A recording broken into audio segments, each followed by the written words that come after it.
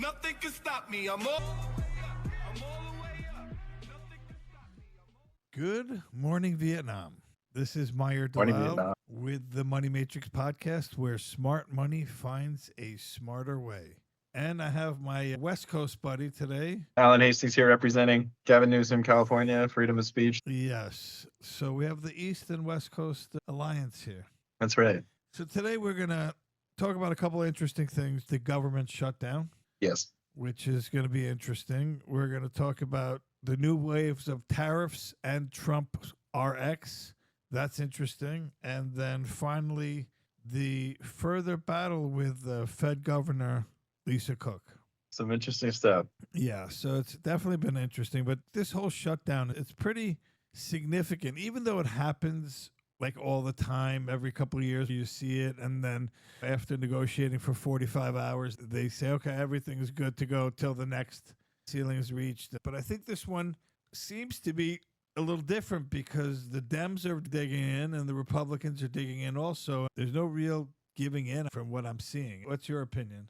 So this one's kind of interesting because it's the reverse of how things usually go. Most of the time, there's a Democrat in charge at the president level, and then the Republican House, where they will refuse to pass the debt raise until they get certain things, right?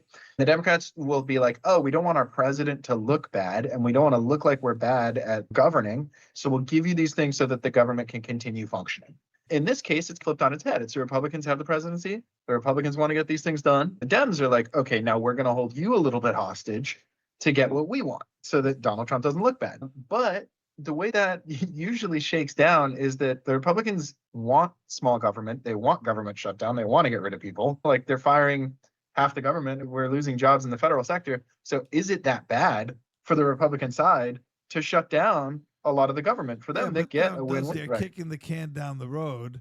They're going to get their money back once everything comes back into place. So if someone's off from work for a week, they lose a week's worth of pay, but they get their money back once everything turns on. I think my point is mainly just like the government shutting down isn't as scary for Republicans as it is for Democrats. Like Republicans with the government shutdown, like, okay, sure. In my opinion, anyway, it's less damaging for them, less scary for them. They don't get affected as much. But what do the Democrats want? From what I heard, a lot of it has to do with healthcare, with the immigrants and whatnot. Is that really the cornerstone of their angst? I think it's a big mix. The big one that everyone on the left is parading around is that they won't be able to vote on the Epstein files because they're shutting down the government. They're saying we want to make, the Epstein files public. But yes, there's the permanence of the ACA, which was Obama's Healthcare Act. They want premium tax credits to remain for people on Obama's healthcare instead of letting them expire. The extension of those tax credits, the Medicaid cuts in the big beautiful bill, they want to reverse those. So they want to get some Medicaid back in there. A lot more healthcare stuff. I honestly, I think it's, and this is me maybe bashing my own team a little bit, but I think it's a little performative. These are the kinds of things where I am so glad that when they have some leverage, they're using it to get healthcare. That's fantastic. However, it is like one of those white knight situations where it's like, what if we made this all about healthcare and then we can look super good with the midterms coming up that we defended healthcare and we made sure that people got healthcare. That's what we cared about. Then it looks good, right? So I don't know how much of it is performance and how much is really caring. We won't know until we get to that point. But like you said, it does put a doubt in people's head where I don't see a lot of people freaking out the way previous debt ceilings were and previous shutdowns were. This is much more of a calm, even the markets aren't feeding into it at all. Stock market isn't feeding into it all. NVIDIA hit an all-time high today. It's $4.5 billion market cap. Like you don't even see any worries. Stock market not selling off. Usually it sells off. The last time we had this situation, the markets reacted very poorly. This time, I think they're so used to like I don't want to call it drama, but the level and degree of stuff that happens and it goes back and forth and it goes with the wind, if you will. So I think that markets in general are like, yeah, not a big deal. It's interesting you say that because the effects of a government shutdown would be certain government branches become like bare bone shift. We'd lose a bunch of the staff, but it's not like it's 100% firefighters don't stop showing up to work. One of the things that would be affected is economic data stuff like the BLS and the BEA. Those are departments that would go away. And it's, oh no, they're already going to be 3 months behind. Oh, what is 2 weeks going to do? Do you ever see the IRS stuff affecting loan applications? Like the IRS going down, I know their online services stay up, but No, certain tax the filings 40 become. filings and whatnot where they validate the returns, that becomes problematic. And I know for conventional and FHA loans, that's really a big thing. All of your government agencies, Fannie, Freddie, and FHA, that also becomes problematic too. Could financing really be put to a halt? I don't think a halt, but definitely on that traditional side, it'll affect it and slow closings down. People are possibly worried about that. If you have rate locks that are going to be coming into play on our side, the non-QM side, we really are not affected by it because we don't deal with the government agencies where we're pulling any types of reports or income documentation from the IRS. So I don't see that happening, but it's going to be interesting to see how we come out of this, who gets what and what gets where. Really, the bond market, again, the last couple of days has been strong. The 10 years come down, which is good. And everyone's pretty much cool as a cucumber, as they say. I thought it would be worse, but I'm glad because I don't want to see any more instability. I'm trying to explain to clients, rates went down, but mortgage rates went up. How do you explain that? So on to the next one. Talk to me about the tariffs. What are you seeing? The U.S. announced that it's going to have 10% tariff on imports on softwood lumber and timber, 25% tariffs on kitchen cabinets, bathroom vanities, upholstered wood furniture, all effective in 2 weeks. Are you sure it's 25 and not 50%? I can double check, but I saw this was a 50%. Can you just check that? When this came out, they were interviewing the CEO of Ethan Allen or one of those furniture, and they were worried because a lot of their stuff and their stock got affected. Restoration hardware stock got affected as well. This affects a lot of people. Your high-end cabinets become much more expensive, but that doesn't really affect a lot of people. If you're buying high-end cabinets, it affects you, but it doesn't. But if you are a speculator, a builder, or anyone looking to buy, build, and flip, that's an extra 25% cost. If you're doing low-end upgrades, the big deal. $12,000, $15,000 cabinets is now $2,000, $3,000 more. It makes a big difference. It makes a big difference in the budget and your profit. So that's going to be interesting. Like you said, he's a developer. I wonder why he attacked that market. I have the reason for you. Reuters article, number one, you were correct. It's 25% now, but on January 1st, it ups to 50%, the tariffs. So it steps up. Trump says the timber imports threaten U.S. production of defense material.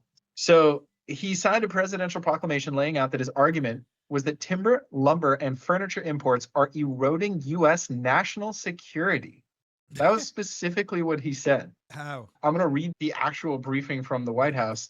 They threaten to impair, this is so weird to me. Maybe I'm just not understanding as much. Wood products are being imported to the United States in such quantities and under such circumstances as to threaten national security. The Secretary found that present quantities and circumstances of wood product imports are weakening our economy, resulting in the persistent threats of closures of wood mills and disruptions of wood supply chains, which would diminish the utilization of production capacity of our own domestic wood industry, which we use to make national defense and critical infrastructure. Importing wood slows down our wood development, which slows down our defense. Got it. It's all about the defense, Alan. We're the Department of War now. Cars also, they reduced that, though. That got reduced from 25 to specifically for EU. I see that over here. Now, China got extended, but this is really the big thing is pharmaceuticals. 100% tax. Yeah. But yet today, Trump announces Trump RX, a government-sponsored pharmacy where people can buy this and whatever direct. I have so much to say about this. What can you tell me about Trump RX? First of all, I like the idea. The problem is I'm so conflicted because this is the same guy who hates universal health care, who hates giving health insurance to people. And now he's, you know what? I'm going to make drugs cheaper. Which part of the government taking over healthcare are you okay with? Trump RX, a new initiative, like you said, announced recently. Basically, he's saying he's partnering with Pfizer, the guys who made the COVID vaccine, and they're going to develop drugs. There's something like a $70 billion investment from Pfizer to create drug production here in the country. He's having all the prices of all the drugs outside of the U.S. They're finding the lowest cost of whatever country pays the least, and then they're making that be the cost of the drugs in the United States, and the companies who follow those prices. Pfizer would get to circumvent the tariffs. So they don't have to pay those tariffs to hit the pricing they're trying to hit. Trump says that the United States eats a lot of the cost of production throughout the world because of the ability of big pharma to do what they do and to be able to jack up prices. Where something would cost $50 in Italy, for example, it would cost $500 here. It's crazy numbers. And Trump himself, I remember him saying, I forgot what, I think it was the weight loss drug. The fat pill drug. I forgot which one was Ozempic. He said that when he was in Europe, it was like a quarter of the price. And he asked, why is it so expensive? And they couldn't give an answer. So that's when he went on this whole parade of, hey, I'm going to make it work. It makes sense. The lowest possible denominator price, that's what our country pays. If you follow suit, you avoid the taxes. If not, you're paying 100% tax. The government is going to offer it cheaper regardless. So you'd rather participate in a little bit of the party or none of the party. I like it a lot. Healthcare in the United States is such a sham, like 100% extortion at every stage. Basically, the way it works now is insurance companies own every piece of the chain down to you getting your drug. From the stores, like CVS is owned by Blue Shield type of thing, to the people who set the prices between the stores and the manufacturers, they're bought out by the insurance companies. Everything is set by insurance companies. It's unbelievable. The idea that we should lower the drug costs, like, yes, I believe that every other country in the world is not being taken advantage of like our people are. You know what's crazy? My wife had a complete blood test panel, and I got the bill. It was $1,700 for 15 different blood tests. Yeah. That's crazy. I've never seen such a thing. It was nuts. Insurance paid majority of it. I think we ended up having to pay like $100 and something. That's why insurance is so expensive, because everything is marked up so much. I remember when my daughter went to the emergency room and they gave her a Tylenol. The Tylenol was like $100 for a single pill. Nuts. I went to the ER for my back recently, and I just got the bill for that. Guess how much it was before insurance stepped in? Just for me visiting? Okay, I went to the ER. I got one x-ray, which is free at a chiropractor's office, and they gave me 2 painkillers. Guess how much? $3,000. $4,000. So crazy. Unbelievable. Anyway, Trump RX, I love the idea of it. I love the idea that the government is stepping in and basically saying, our people are getting taken advantage of. We have to do something. I don't care if it's health insurance. I don't care if it's drug costs. Do something. Love it. It'll help put money in our pockets. Everyone's struggling now. This will free up a lot of your budget. I have arthritis. I take shots every month. Those injections are $125 a month. If I didn't have to pay, that would be lovely. Let's see. So we'll see. It's going to launch early 2026, time for the midterms. Perfect. Wonderful. Perfect. Good luck. We're setting it up. Yes. All right. On our last but not least, our famous Fed governor who did mortgage fraud but claims she didn't. Maybe. She didn't do it because she wasn't in office at that point. It was allowed. So what's the latest update? Is she out? Is she in? Can we fire her? Can't we fire her? The long and the short of it is Trump's not allowed to fire a random Fed governor unless they have due cause. The president can fire somebody if there's a legitimate reason. The argument is not due cause. The thing is, they don't know. If she had committed it and it's guilty, confirmed, whatever, I'm sure she's out. Done, period. But until they know that she did it, then she's still effectively Fed Reserve Chair. So Trump goes to fire her. They have to do the checks on the files. They're going to pull her first file in Michigan, pull the second file in Atlanta. What they're going to see is she did a primary residence in Michigan and a primary residence in Atlanta, then rented out the Atlanta property 2 weeks later and closed within 2 weeks of each other. Basically, yes. Until the trial is over, she's innocent until proven guilty. But then when she's guilty, she's out. And so Trump fires her, right? And she goes, you can't do that. And everyone's like, you can't do that. And the courts basically say you can't do that. The White House appeals it. It's going to the Supreme Court. The Supreme Court got a letter, a brief from 3 living former Fed chairs, Janet Yellen, Ben Bernanke, and Alan Greenspan. And they're different sides of the aisle. All 3 of them were basically like, you can't let Trump do this. This was the letter to the Supreme Court. The argument is that allowing Cook's removal before the legal merits are resolved, before the end of the case, would undermine the independence of the Fed, erode public confidence. Political interference in monetary policy is bad. It could destabilize the economy. They basically wrote this letter saying, Let the case end before you let Trump fire her. So what are your thoughts? I agree with that. You really need to see everything. And I see where his side of it is. It's black and white because the FHFA went in already. I can't remember his first name. They basically said they went in already and checked the loan docs. The loan docs are clear. It's there. So in a case like that, I feel like you're avoiding the inevitable and delaying the process. If it's really clear, just produce the document, say, here, this is that. Why go through a whole trial? It's going to cost the taxpayer money because she's going to appeal it and go back and forth. For what? Just to do a dog and pony show. Whereas if it's black and white, yes or no. That's my opinion. What's your opinion? I think both your points are correct. If it's very obvious and she's done the crime, I just hope the trial gets resolved quickly. Because if this drags out for a year, and then it turns out she was guilty in the first place, then fighting it this long and all this stuff being done to keep her from getting fired is just going to look bad.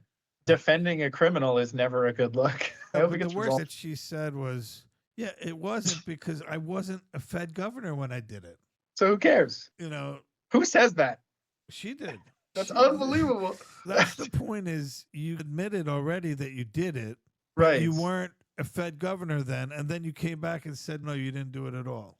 Do you think if she gets fired, we're going to see rate drops every other month? No, I don't think that she's the deciding factor of it. I just think there's something to be said about who represents us as a country, who represents us in our economy. These are people that are basically mining the store of our whole economy. And everything. Just imagine how much power Fed Powell yields by his talk, by what he says. Everyone was so excited, motivated, so pumped up. The 10-year was at 4%. Right after Fed Powell spoke, the 10-year spiked to 4.21. That's 21 basis points in a matter of days because of his tone. Now, what happens when a new Fed chair comes in? That's going to be interesting to see how they handle the market. That's going to be interesting. We're going to see. They last 6 years, right? I don't think that long. How long didn't Trump appoint Powell before Biden? Yeah, he did. Check to see how long it is.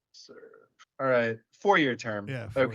So it's midway through one term and then, okay, so Biden probably kept him on. What are your thoughts on if Trump appoints a guy who does exactly what he wants? So Trump appoints a guy who's going to say yes to everything. About, for the first time, having Scott Bassett be having two functions for the government. It's unheard of. And he feels Scott Bassett is the best person to do it. And do you feel that way? No, I don't think that it should be that way personally, but he is extremely brilliant and talented. I just think there should be a separation. I don't think that it could be done properly, but who knows? We'll see what happens. But I think overall, a Trump appointee will calm the markets. It doesn't mean guaranteed you're going to have rate cuts, but I think more than anything, it's the tonality, it's the messaging that's so important. A lot of that is more important than the actual cut itself, because usually cuts are factored in on the mortgage side of it. We already anticipate a raise or a cut, so it's already factored into your numbers. On the messaging, that drives markets. So if we could have stable, consistent messaging on a positive, more dovish outlook rather than a hawkish outlook, I think it makes a world of a difference. I have a question for you, actually. So I was speaking to a client yesterday, and he asked me, because we're doing a primary residence, and he's not got a prepayment penalty. He says, what do you think about rates in the coming year or two, the odds of getting back to 5, 4, or even 3% rates? I told him, I'm like, yeah, we might see another rate cut this year. We're probably not going to get under 6 this year, at least non-QM. Maybe in the future, we could see 5s again. I think 4 would be a stretch. I don't think we'll ever see 3s again. What are your thoughts? I don't think we'll ever see 3 again. I think we'll probably settle at somewhere around 5.5-ish. Your non-QM will be high 5s, low 6s. But I think your conventional rates may be 5.25. If we're lucky, 5% if we're really lucky. But I don't see it going below that. That was a great rate considered before, that whole era of 2-3% rates. I just don't see it happening. And I really wouldn't want to see it happen because that means the economy is going through a major problem for rates to come down to that point. I agree. I think that's exactly what I said, was that COVID was an extraordinary circumstance where hopefully we never see something like that again. And that would be the only reason that we would see rates in the 2s or 3s. Thank you. God bless. You guys all know how to reach us. It's Money Matrix Podcast. And GoMBank is our Instagram as well. If you need anything, please reach out to us. Thank you so much and God bless. God bless.